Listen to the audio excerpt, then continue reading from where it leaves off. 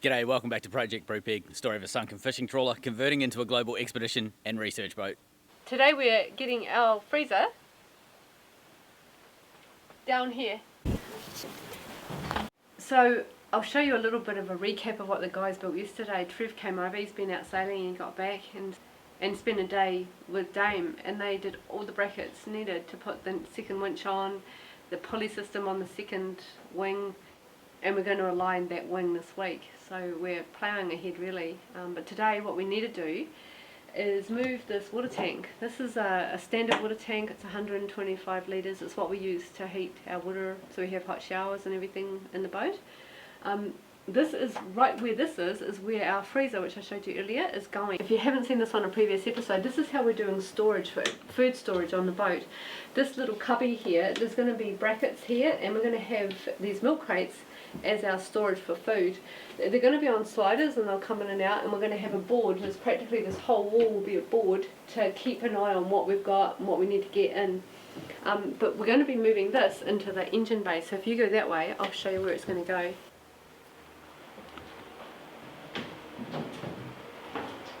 So if you haven't been in here before, if you're new to the channel, welcome to the engine bay. So just behind our filter system, which is here, this is going to get changed up in the next few weeks. This isn't the final design, but right behind it we're going to build a platform, and the tank's going to go in here. Now if you look above, you can see the exhaust running from the Kubota, which we built with Dennis, needs to be redesigned to come around, scoot around the tank, which will sit here. So we're going to build bracing both on the bottom and the top, and Dave's even thinking that we might need to do sides because it's water, and when the boat's moving there's momentum with the water, so it's got to be really strong. It's got to brace really well. The tank's not a strong tank, so the bracing has to be strong. We're going to do that, but not in this episode. This is what we're going to be doing in the next episode. What we need to do before we do that is build a lifting line in the saloon. So I'll show you what I mean. So above me, this is the hatch. If you haven't seen this before, this part of the roof raises up, literally. So we can get big things in, because we knew we'd be getting beds and parts and things for the engine room and things like that and down. So we're going to bring the freezer in down here. So to do that we need something to lift it down in through. So if you go up I'll show you what we're going to do. So this is the freezer that's going to go downstairs. This is where the hatch line comes to. This is how big it is. And this opens up. The Dame's been lifting this with a chain block. We've got a little bracket here, we put the chain block through and we just hoist it up.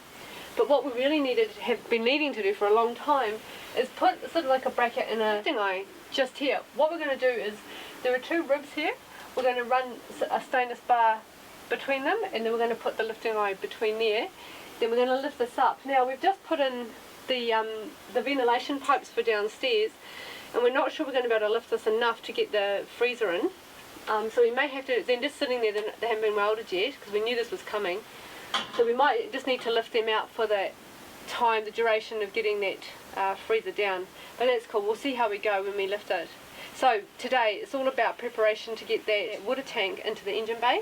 But before that we're going to get the freezer downstairs, get this working, and then we'll do that next week. So based on that, I think we'll go for a little stainless hunt.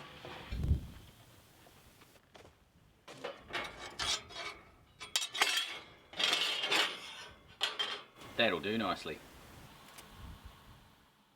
Thanks to everyone who's been concerned about my health with my ongoing health conditions. I'm feeling quite a lot better. I had multiple infections and they're under control.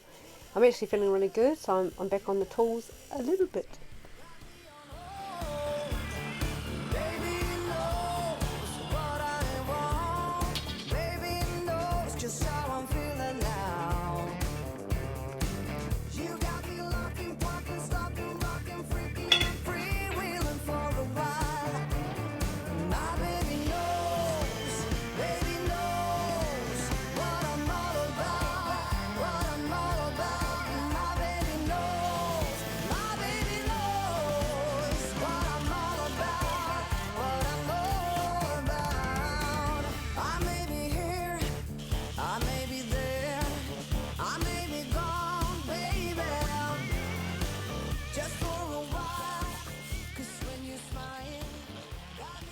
just getting ready to drill a hole using the mag drill.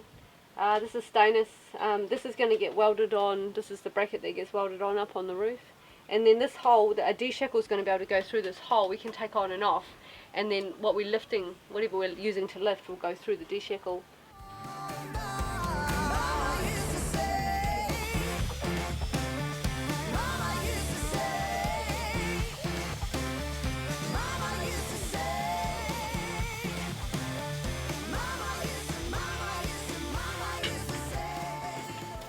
Well, it's not the friendliest of things I've ever felt.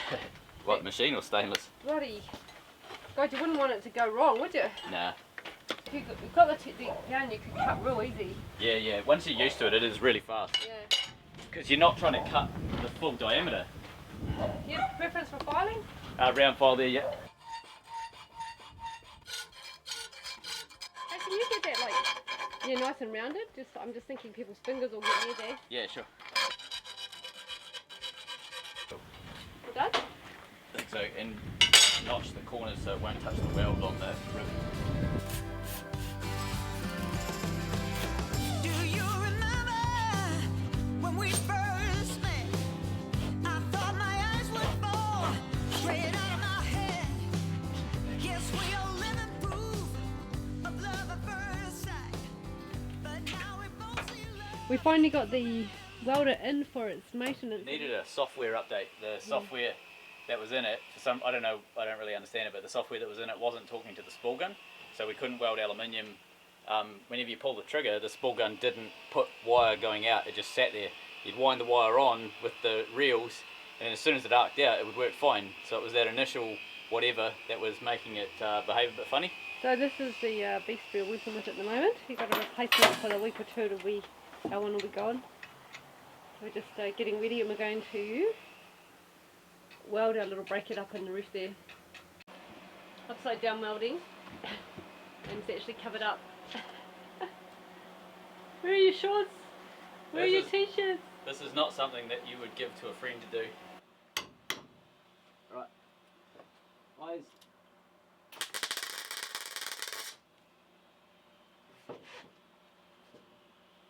Eyes.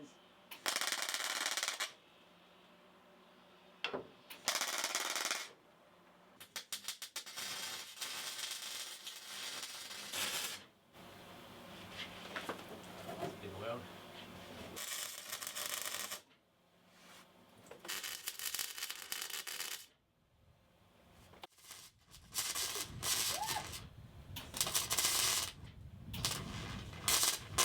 Bloody hell. Oh, fucking hate overhead welding.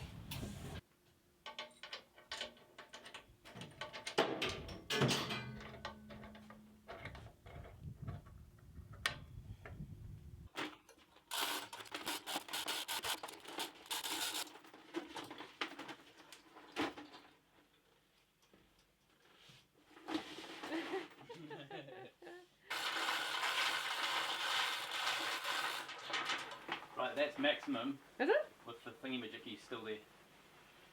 Yeah. I don't think that's fridgeable. I think we could go sideways. Put the fridge sideways. Yeah. Yeah, I think we could go sideways. But it would be so much easier if we just pulled them out, eh? Yeah, Because then we could just go straight up. yeah. I love the light on the side. So pull it up. Yeah. Drop it. Okay.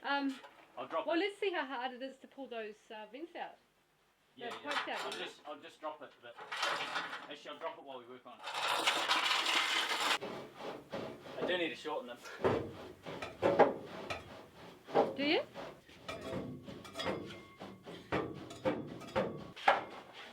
There it is. Sideways. Right.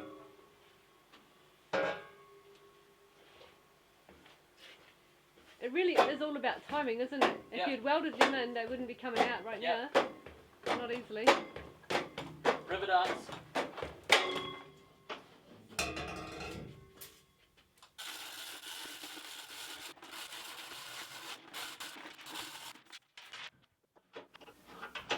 You've done that before.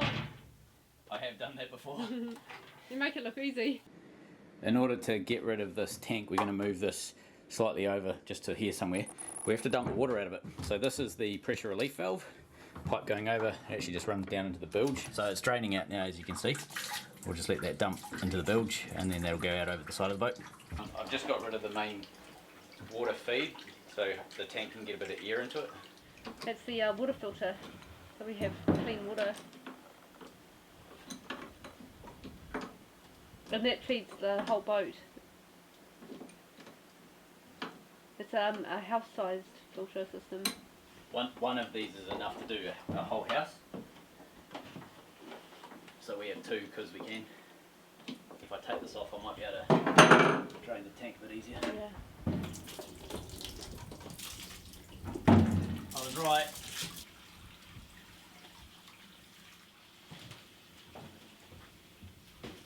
Tank might be rusting out. Imagine it is. Right, so thinking this guy, we can just move to over here. Are you going to be able to access that easily though? You've got to remember, no access, no maintenance. Yeah. Lovely. That'll do. It's kind of tidy. I think this tank might be, may not last the distance. So let's look at replacing that before we place it in the final position in the engine bay. We can use this as a template Yeah, because it's the same shape as that's the new right. one. Yeah, Yeah, we need to price up what it would cost to repair it, or replace it. yeah. This was a second handy, so It was.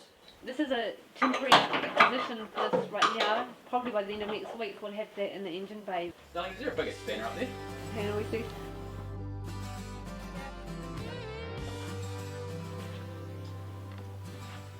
Thank you, thank you. 1 micron is the rating that we have on our whole of boat filtration. And what that allows us to do is every piece of water that goes through the boat is basically, these are sediment traps, so they stop any sort of sediment and rubbish going into the lines and etc. We run 2 filters in line for a reason. So we have the first is the sediment trap, like those filters I just showed you, and the second one is a 5 micron filter. It's bigger so that it doesn't clog up, but it's a carbon filter, and that's mainly to deal with the taste of the water, so it gets rid of any sort of a lot of chemicals and things like that out of the water, gets rid of rust, taste and anything like that that might work its way into the pipes. Drinking water is filtered through a ceramic filter up in the kitchen, and that's 0.2 of a micron. We took the opportunity to get the engine batteries back down into the engine bay. The guys have been using them on the stabiliser winches. With the lithium batteries all wired up, the winches now run off the house bank.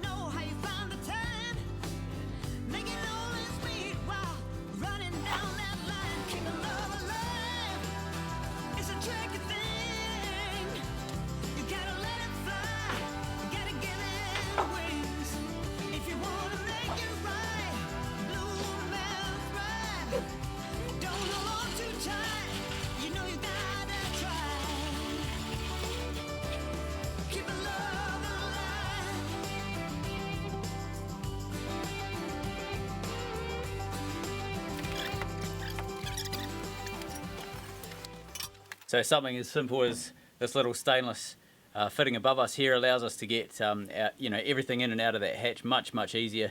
Batteries are back downstairs where they need to be. We have been using those as temporary batteries to lift the wings up and down, but we've got our lithiums now, so we don't need those up here. So they're back in the engine room. We're going to fit the insulation now, and that water tank, we'll start making the mountings for that into the engine room this week and finish the plumbing off as well.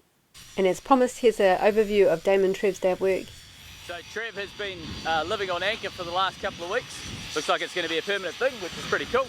His anchor gear wasn't up to scratch. He had an anchor that was a bit undersized and it's a pretty old design. So it's a lot of money to buy the anchor that he needed, because obviously you need to go bigger than normal if you're living on the hook. But we decided that we'd build it rather than buy it, so we knocked up Trev an anchor. Trev didn't really know anything about this, and I was cryptically asking him questions like, how big is your anchor roller, and have you got a swivel on your chain, and things like that. And then I think it was Wednesday, wasn't it? I helped you anchor, and then Jess and I thought, why don't we knock up an anchor together? So this was a team effort between most of the Brupeg workshops that help us. The roll bar was bent by one, the steel was supplied by another, the blade was bent by a separate workshop. So that saved Trev about $1,200 having to buy one that was the right size. I think all up it cost us about $140 to make it, and 2 days of work.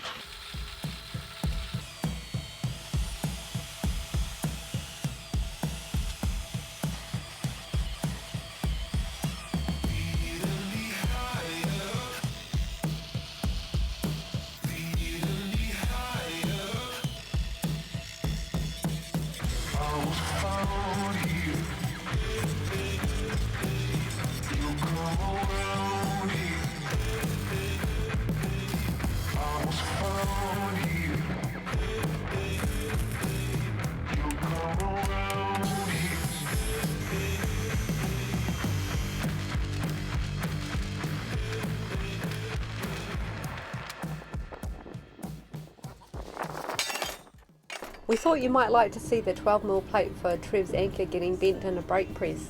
Thanks to Cam at Blue Stream Bundaberg.